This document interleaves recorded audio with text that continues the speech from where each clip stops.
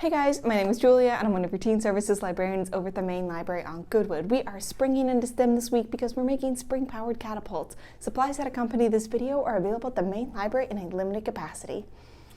Okay, so to make a spring-powered catapult, you're going to need sandpaper, Q-tips, wood glue, a piece of balsa wood with a 5/16 hole drilled into it, a screw eye, 2 flat pieces of balsa wood, one a square, one a rectangle, a 5/16 dowel, 2 5/8 dowels with 5/16 holes bored into them, and a piece of pine wood that measures 1 by 4 by 6 with a screw drilled into the back and 2 5/8 holes bored into them.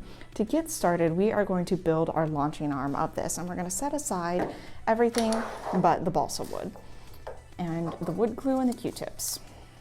And we want to get started by building a basket out of these pieces. So you should have a piece that's a square and a piece that's a rectangle, and you can attach them whatever way works best for you to form kind of an L shape.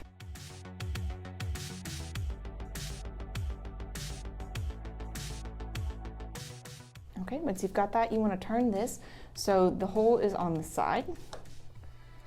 And then you want to use your wood glue to attach the basket up at the top.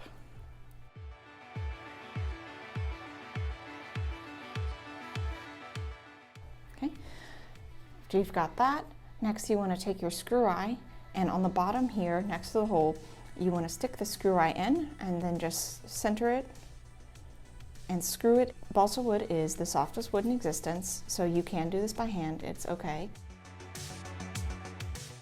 Okay, so now you just want to set this guy aside and let it dry.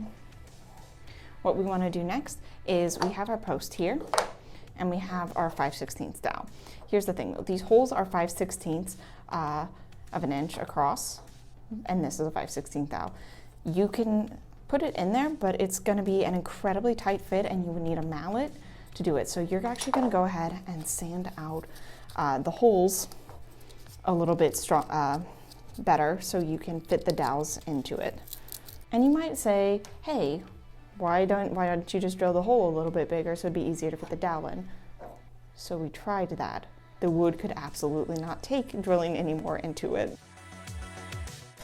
Something that I found worked pretty well too, working on this earlier, was attaching it to something that you can fit through the hole. Like I had this chopstick laying around on my desk. You can use an ink pen, a pencil, and then fitting it through this way. Okay, so when you're all done with that, you should be able to take your post and slide it through, and then you should have some resistance, but you should be able to pull the dowel completely through it. You don't want to get it too loose, or this is going to cause other problems for you, but if you got it too loose, that's cool, we can work with that. What we want to do next is we want to take our 5/16 dowel and we want to slide it through the hole on our balsa wood, and it's going to be a tight fit, don't worry about it. You want to make sure it's put in the center. Then we want to go ahead and slide one of our posts on, and then we want to go ahead and slide the other post on. And you want the longer post to be facing up towards the top of your basket on that. And what you want to do next is grab your wood and make the post line up with the holes.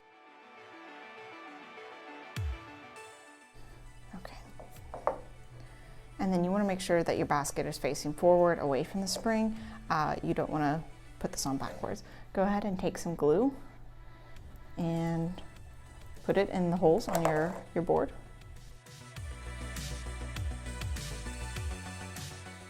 Make sure you don't just get the bottoms, try to get around on the sides too. Then you want to go ahead and stick your post into the board. And if you want, you could add a little bit of glue on the sides just to kind of keep things tighter. You don't want to glue in your arm because that is going to make your catapult not work. All right, so when you're all done, you're just going to leave this sit for half an hour. Okay, once your glue is all dried, you want to go ahead and move the arm forward and slip the spring onto the screw eye hook. You should have a catapult that works. Okay, so let's go test this out real quick. You're gonna just load it up with anything you want. Stick it in the basket, pull back, And let go. So now it's time for the science. Hooke's law explains why our catapults work, and Hooke's law was discovered by and named for Robert Hooke. I would show you a picture of the guy, but not a single one exists. Legend has it that Isaac Newton destroyed the last remaining portrait of him because they hated each other. This may just be a legend, though. In my opinion, Hooke is one of the most underrated scientists. He invented the microscope and was the first person to see and name cells. He made serious contributions to physics, geology, paleontology, architecture, clockmaking, and cartography. He also once built a monument to London's Great Fire that was actually a giant telescope hidden in plain sight with a secret lab underneath it. I couldn't make that one up. Anyways, Hooke's law states that the force a spring can generate is equal to a constant K times the amount the spring is stretched or compressed, X. We write this as F equals KX. X is pretty easy to understand. The more we stretch our extension spring, the higher we're going to make our X be, which is going to increase the force our spring can generate. K is a little more complicated. K is a constant, but that constant varies from spring to spring. It depends a lot on what the spring's made out of, how long it is, how tightly coiled it is, and a bunch of other factors. Generally, tightly coiled, longer springs have a higher K value though. So the force our catapult can generate is equal to how much we stretch it out times the constant of our spring. If you have any questions or comments about today's video, holler at us. Our phone number is 231-3770, or you can leave a comment on this video. Better yet, tag us on Instagram and show us what you made. Thank you guys so much for tuning in. I hope you enjoyed this, and I can't wait to see you next time.